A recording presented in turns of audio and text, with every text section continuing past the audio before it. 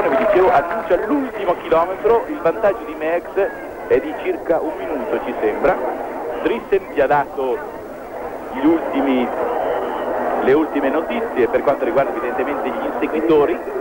Ci è sembrata un'edizione particolarmente piatta, particolarmente molle nella parte iniziale e centrale, con Merckx che rimaneva piuttosto guardingo nel centro del gruppo,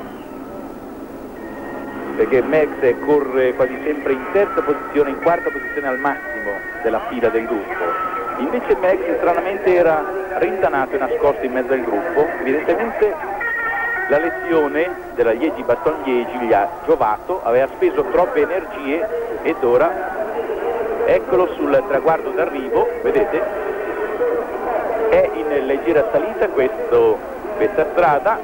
Merckx oramai si rialza, non convinto di quanto gli ha detto Driessen evidentemente, ha guardato per l'ennesima volta dietro di sé, spinge ancora con violenza e questo è un particolare che dovrebbe